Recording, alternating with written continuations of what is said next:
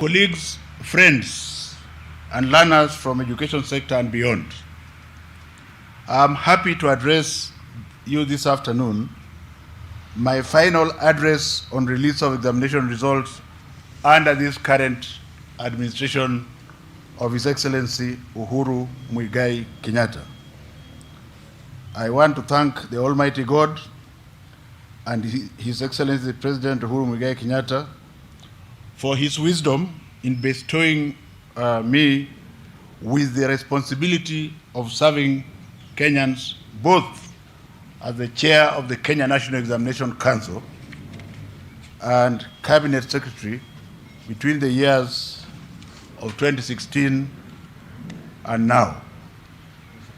As I wind up my tenure as Cabinet Secretary under this administration, I look back at the privilege I have been accorded to transform the way the national examinations are conducted and broader education sector reforms with a lot of appreciation and satisfaction.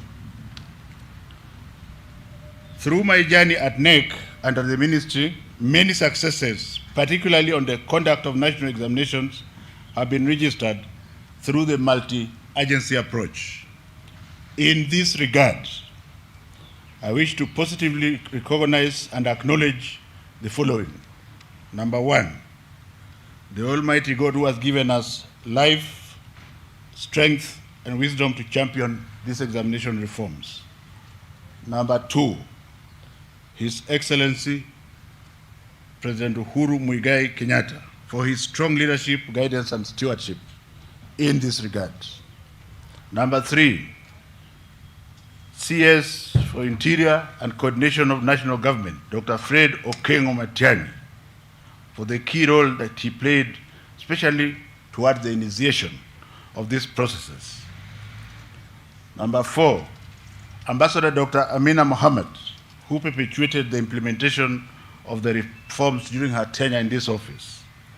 Number five, our late fallen CS for Interior, Joseph Nkaiseri, whose partnership with ICT colleague Joe Mucheru were very critical and continue to be critical in the delivery of this service. Number six, Dr. Richard Belio Kipsang, whose experience was key towards the reforms as he was Principal Secretary in this sector for 9 years. Seven, Dr. Nancy Njeri Macharia, who has just spoken to you now, and I don't need to read more because you can see she's still supporting us as we move along. And she's one of the strong legs of the stool that I'll be leaving behind. Eight, Dr. Mercy Gadhigia Karogo, the immediate former CEO of NEC, with whom we worked very well for a number of years. Members of the NEC Council and the entire NEC fraternity. Ministry officials who have been involved in monitoring exams and many other activities. Teachers, our gallant teachers and center managers, whom we cannot describe the time that the gallantry and the brevity that they have shown us, especially during the COVID-19 pandemic. Most people forget that I'm perhaps the first and maybe the last minister to serve under the COVID-19 pandemic. And therefore, I'm not asking you to be merciful to me. I don't need anybody's mercies. But it's good to understand that we have been working under very difficult conditions. And therefore, I salute the teachers.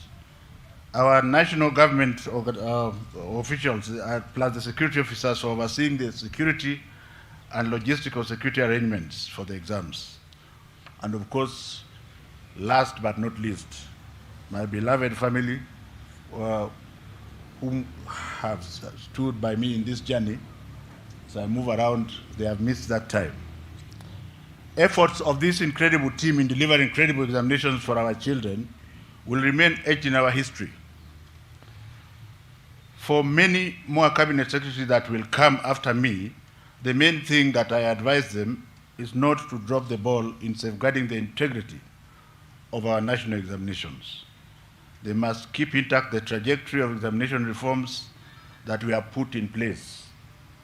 Luckily for them, when CBC takes root, the attraction of examination malpractice will die.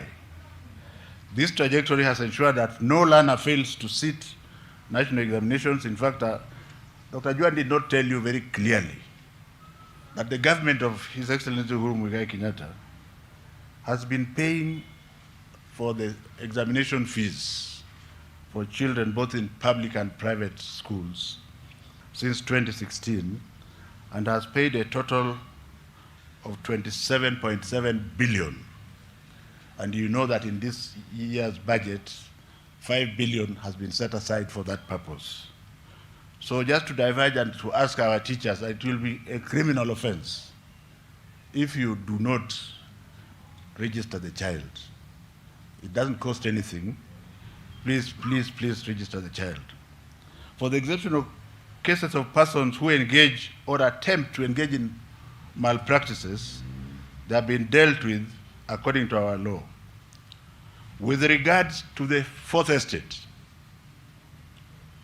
I urge the media to ensure accuracy, fairness, objectivity, and discipline of strict verification before reporting cases of examination malpractices. I have ensured that the November-December 2022 exams, grade 6, class 8, and Form 4 examinations are ready for administration. I want to again direct very firmly that the process of registering all candidates should start as has been stated by the CEO. Arising from my stint as the head of education in this country, I am sure that the gains that we have made have created the necessary momentum for even greater reforms in future. I wish to specifically mention some of the reforms that are either made on the way or started or continued, because this is teamwork with team spirit. The first one, without saying anything, is that the government has spent since 2013 a total of Kenya shilling 94.95 billion in 22,998 primary schools and a total of 3.44 billion to 216,000 learners in 2,059 public primary schools. Ladies and gentlemen, we have been consistent to track each cohort at its transition to the class for over 10 years.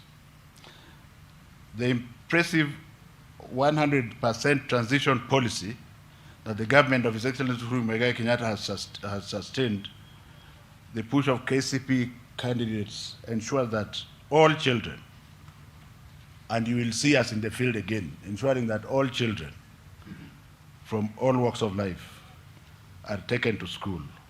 And the good news is that the enrollment has now in secondary schools moved from 1.3 million to over 3.5 million in 2022.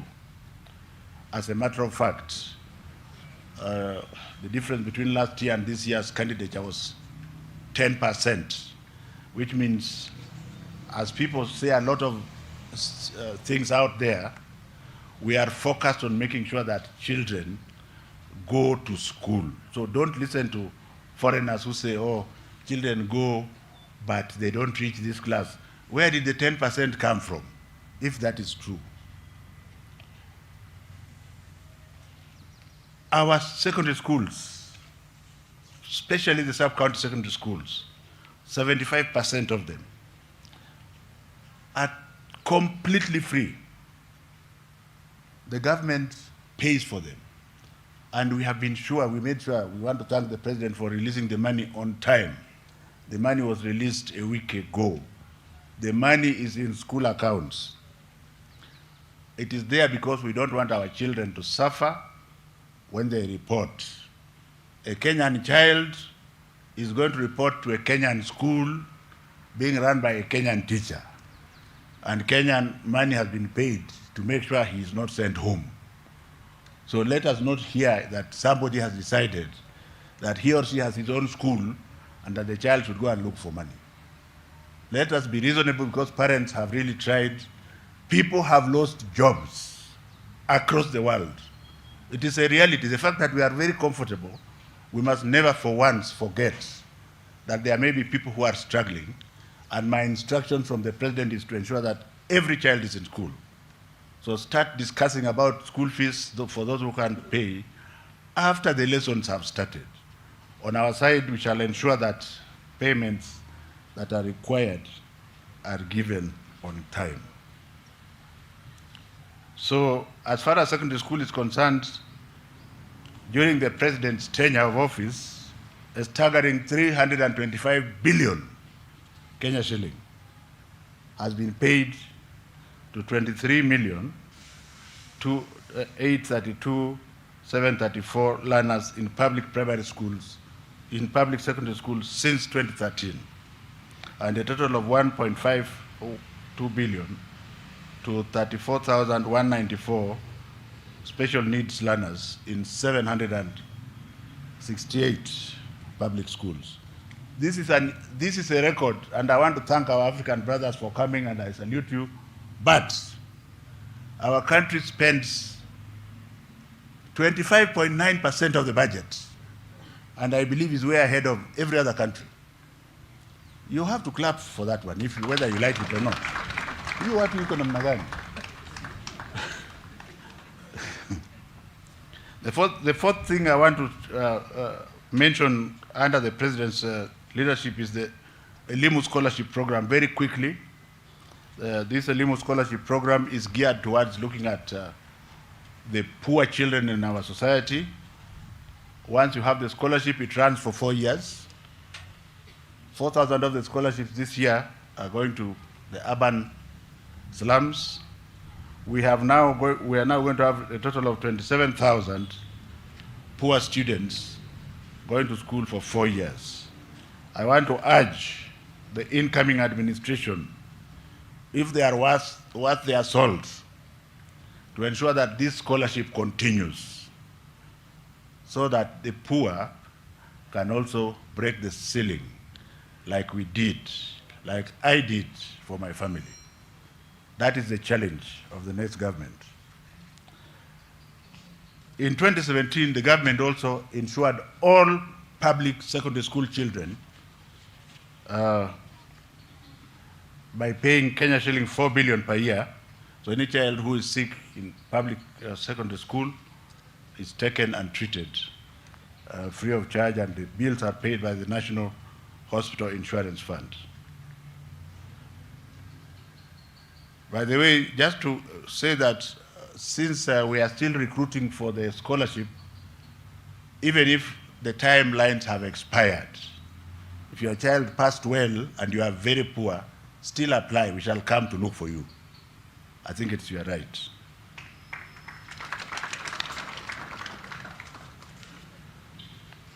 A lot has been said about the competency-based curriculum, so I'm not going to waste my time there, except that by the grace of God, and God is great.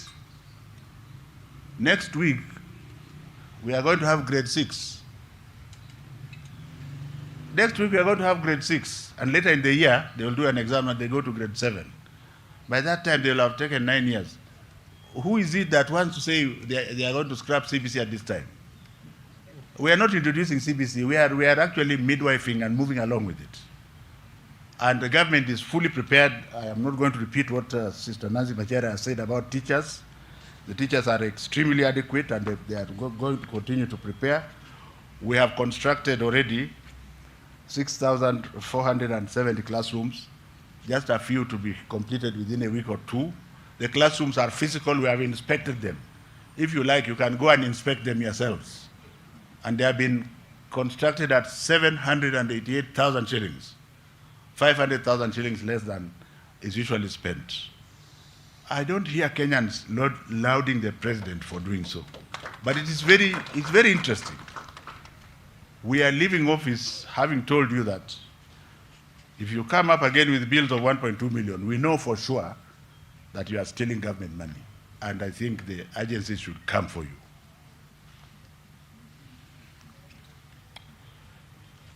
So we should be able to complete the 10,000 classrooms which the President promised in Mashujaa Day, as we leave office, because the balance of 3,500 classrooms or so should start next month, and by the grace of God, we should be able to complete them just around August. We shall not be affected by elections because we are not politicians. We shall continue to build the classrooms. Digital infrastructure is a story that we are very, very familiar with. More than 95% of public primary schools have got the gadgets. The remaining ones, and especially the new ones, we are continuing to provide them with the gadgets. I just want to thank once again everybody, starting with the health sector and the teachers and the central government and the president himself for having had the courage to reopen the schools when he did. And to thank all the benefactors who helped us with masks, including the government who manufactured a lot of masks, including the Ministry of Health who gave us a lot of masks, and that it is by the grace of God that we have normalized. But let us not normalize in the African way. This is the last stretch of normalcy. So I'm glad to see that our union leaders are here, both Missouri, who is very dangerous, and the other one. That let us play for this year. Let us play politics of sobriety. We have not normalized yet. You can open fire from next year, but now let us walk with us so that we are able to get where we are going. Every Kenyan child gets a free textbook and exercise books from 2018. The government of Uhuru Muigai Kenyatta has spent 33.38 billion Kenya shilling in these books. This is important because this is the equalizer. If you empower an intelligent child from the slums, then that child will perform just as well.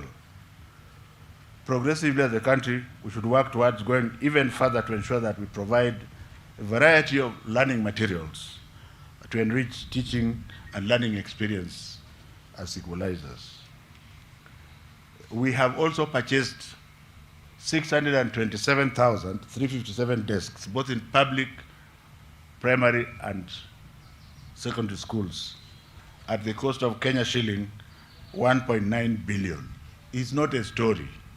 We went to the workshops, we saw the desks, they're in classes. I also want to thank government for having allocated again another 600 million shillings for this sector. We shall sit back and identify where it is pinching most, whether it is the classrooms in the high school or more classrooms, and this money will have to be used as we are still in office. In terms of our girl child, I get disappointed when members of parliament slash money for sanitary pads, like the current one, which they slashed from 470 million to 260 million. But nevertheless, since 2018, this government has spent 3.017 billion on sanitary towels for 7,515,864 girls. It is a matter of human dignity, and I think it is money well spent. And of course, you now know there are no traders in between. I was ordered by the president to ensure there are no traders in between. We go to the factory and get the cheapest products, and they are produced and taken to the field. And perhaps some people are not happy with that one. But that would be the best, because then you produce more sanitary towels for the children. When the child gets the pack of towels and takes home, it becomes a family property, and there's not very much the government can do. So the more you give them, the better. The government has connected power to nearly all schools, over 94%. And this has also benefited the connectivity around the households around schools. And facilities for SNE learning have been improved. You are aware that for SNE candidates in secondary schools, the capitation is 53,807. It's an affirmative action. And for primary school is 3,720. Perhaps one of the most transformative things that I have personally been involved in is the school feeding program. You can have documentation that you have fed, but the only way you can know you have fed is to go to the child. And we are now glad to say we are producing, and this credit goes to the president anyway, it's not mine, I'm the Mutu wa Mkono. We are producing corn soya mixture, which is fortified and is being given to children. We follow the production, we follow the transport, and we follow the implementation. So if you go to the slums, you find the children are chubby because they are having a meal that is good for their brain. And since we are in another class, nobody is clapping. You know, this country has gone, our country is in very serious trouble. Because the only way we shall have peace is if we look after the weakest link. And the weakest link, this school feeding program, the president also ordered that we buy all rice from Mwea and from Kisumu, which was done, and the rice has been sent. Children have rice and beans, but he has even gone further, buying cows which otherwise would have died from the semi-arid areas. We are at a stage now, unless somebody interferes, of buying corned beef from Kenya Meat Commission so that children can have a smell of meat at least once a week, if not twice a week. Now that is better now. Thank you.